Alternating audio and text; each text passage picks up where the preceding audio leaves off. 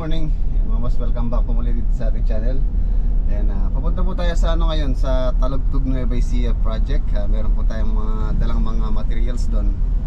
Tulad ng binili natin na sa Saturday, yung panel board na kailangan na rin ma-install po doon. Tapos may dala tayong mga skim coat. Tapos meron po muna tayong dadaanan dito sa sa may Angeles, Pampanga, or Balibago pala. Yan, shoutout kay Sir Loreto, ayan. Siya po yung dadaanan muna natin bago tayo dumiretso ng Talugtog Nueva Ecija. Meron po siyang gustong ipakita sa atin na balak niyang ipagawa. So tara, sa muna po tayo, Balibago, dito sa Angeles. Ayan, nandito na po tayo sa sa Robinson, Balibago. Dito po yung aming meeting place ni Kuya, ano kasi pangalan nito, ating ka-meeting, Kuya Loreto. Ayan, si Kuya Loreto, shout out. Yan si Kuya Loreto. Ay, yun. Saka po si Kuya, ano po, ano mga nila? Ray. Driver po natin, nakilala tayo dito sa Robinson. Kuya Loreto po yung ating kami ngayon. Sabi mo sa mga Qatar. Siyempre yung Qatar, bayo po, kasalak family yan po ay Tito Bakbak in US. Albeno ko muna sir. Akong bayo ko. Ano po kayo? Halit ang bayo ko, Chiro ko yung Texas. Hindi na albeno po. Ang Qatar, salak po ito. Sport salak yung pamilya salak. Albeno ko sir. Pamilya salak kasi US. Kasi kaya ng kind of construction. Thank you. Salamat po, Rex. Boss Rex. Ayan, ito po yung apartment ni Kuya Loreto. Ayan, ano na talaga, for renovation na po, no? 1983 pa po pala to. CR, medyo madaling po. Medyo yung mga palitin na yung mga lumang to switches. Ito yung isang unit, pero same lang po yung halos mga unit ko yan, pare-parehas lang. Ganyan.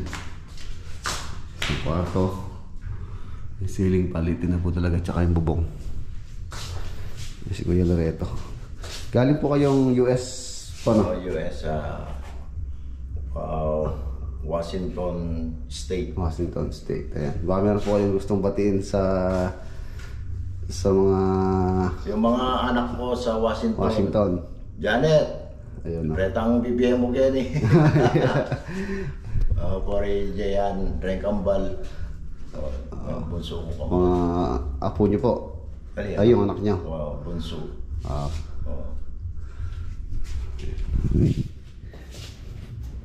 Apartment. Palitin mo yung bubong.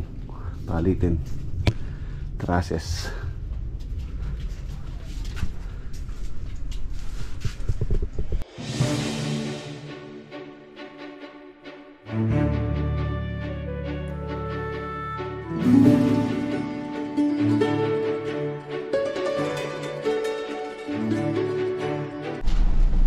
Nandito na po tayo sa Talugtog Nueva Ecija project.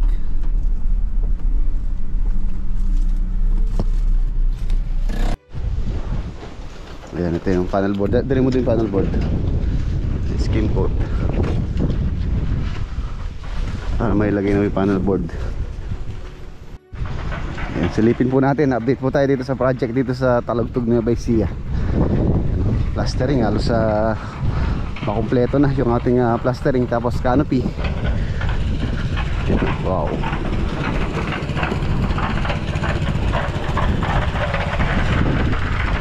Sarap ng hangin.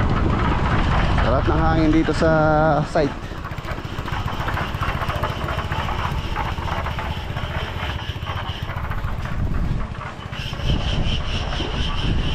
boss, halos kompleto na yung plastering, tapos ongoing na rin yung pagsisiling po nila dito sa loob, ceiling. Ayan.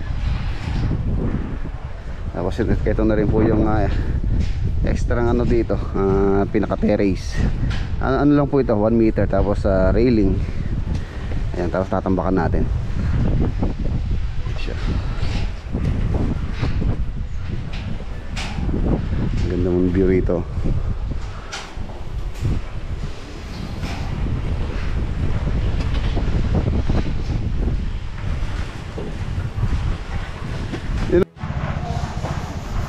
Last punta natin last week dito, i-prepare po ito for concrete. Ngayon concrete na,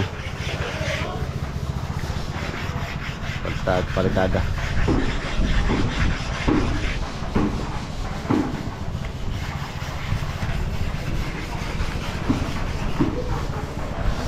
Yun, no?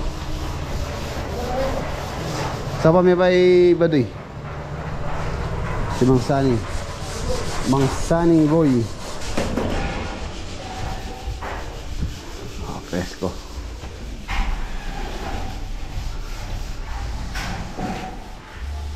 Absent po yung ating electrician ngayon, si Kuya Arnold.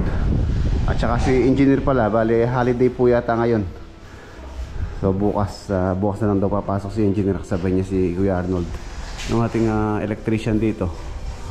Ayun, ready na yung ating mga ilaw. Ready for close. Ayan, kanyang ang laki, oh. Toilet and bath. Shower area. Ayan, napakaluwang.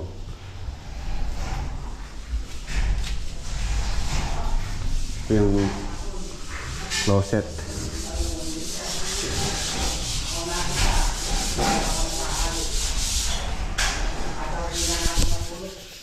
Liha.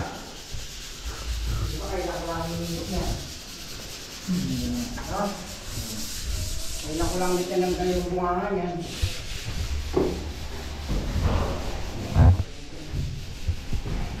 Tinatanggal na bunda. Ito yung kitchen.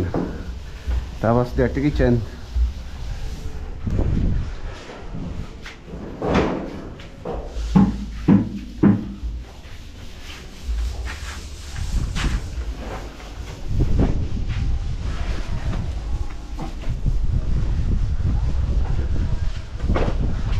Konti na lang pala yung palitada.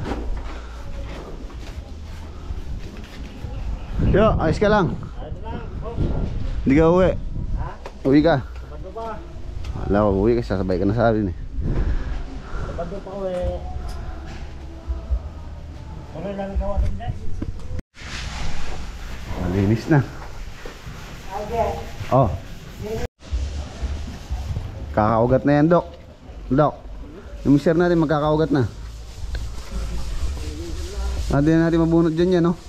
Yung gulong. Tutubo yan.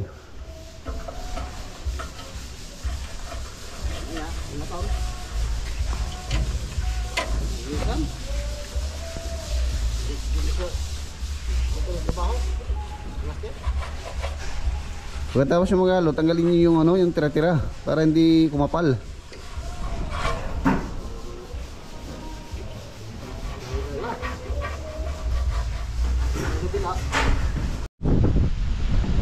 Ayan na po siya dito sa malayo. View niya sa malayo. Tapos meron pa pong canopy dun sa may pinaka taas niya, parang crown. Yan na lang po yung medyo matrabaho dito sa labas. Canopy niya, paikot po yan.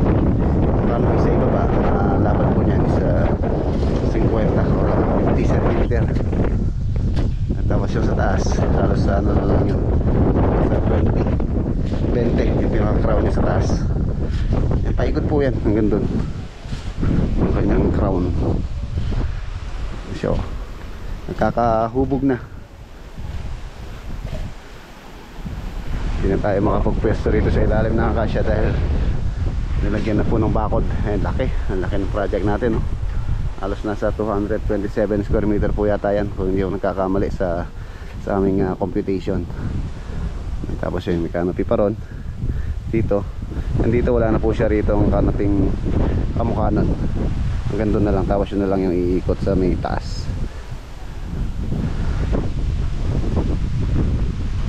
Ano siya, halos patapos na po yung plastering. So ang tatagdag naman natin tao dito yung mga ano naman, next natin pintor. Pero syempre magbabawas tayo ng mga mga mason, mga ating tropang mason dito.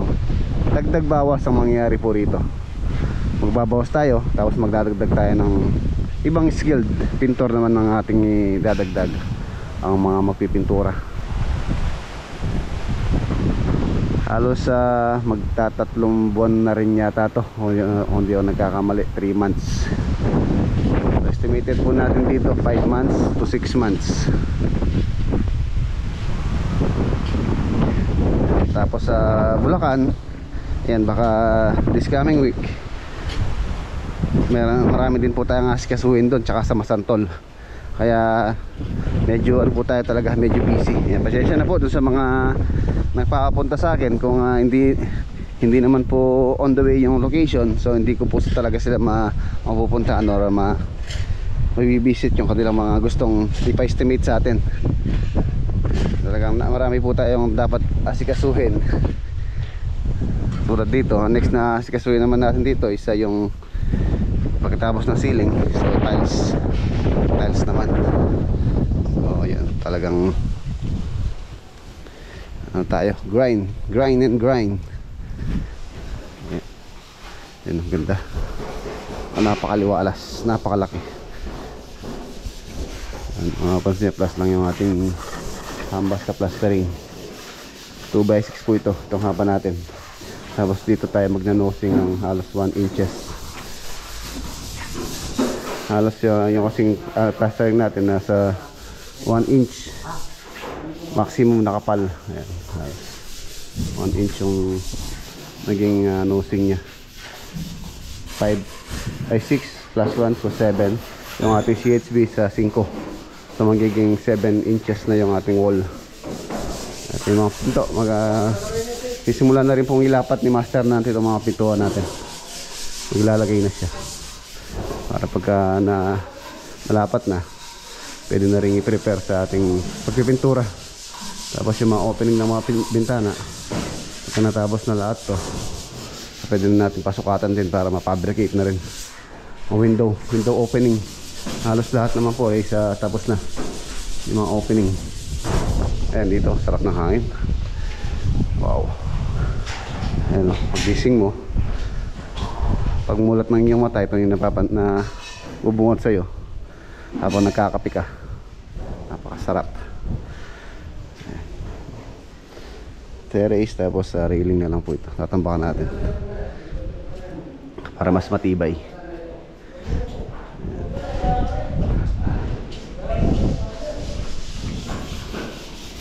Tapos tapos na rin pala yung mga opening ng mga bintana.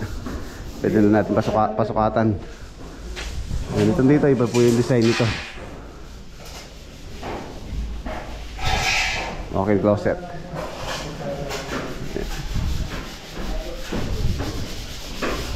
Okay na rin itong wall, makinis na. Ano lang po yan, latex.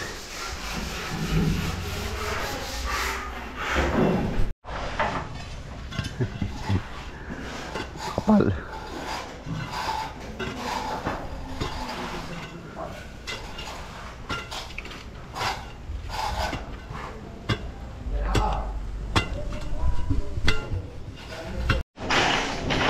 Ito po yung panel board ng bahay ni Ate Lisa.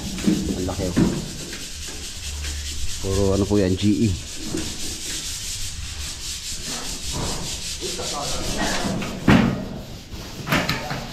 GE brand.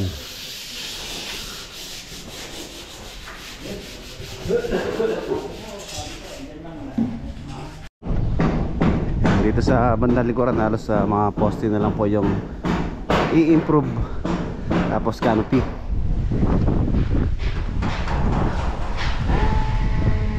Sarap na hangin. Halos poste ang binabalatan na po nila. Tapos ito, sa next na balik natin is ma-flooringan na rin po ito ng pinaka terrace. Spandrel naman po natin, alas ito lang yung lalagyan ng spandrel.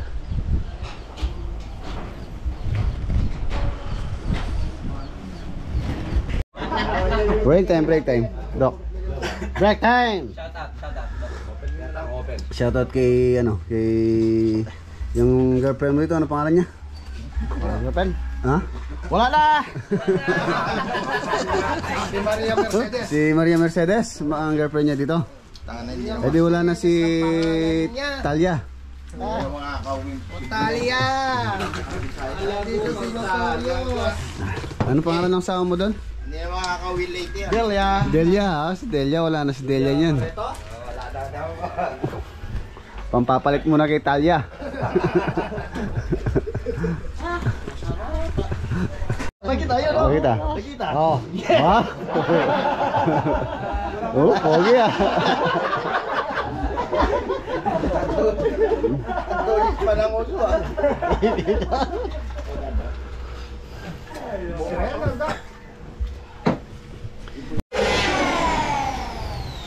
Installation na po ng mga pinto.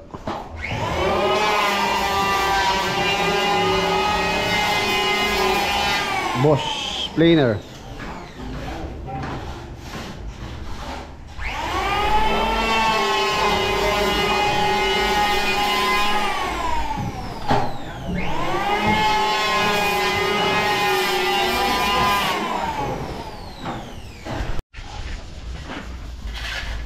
Mga boss, iwan na po natin sila para di rin tayong gabihin sa daan. Aros sa 2 oras kalahati din po kasi yung biyahe from dito hanggang Arayat, Pampanga. Alis na tayo. Ayan na, nandito na po tayo sa Exitex. Mukhang meron yatang aksidente rito, napaka-traffic. Ayan, malapit na tayo sa Concepcion exit 2 kilometers. Ayan, napaka-traffic po yun dito. Exitex.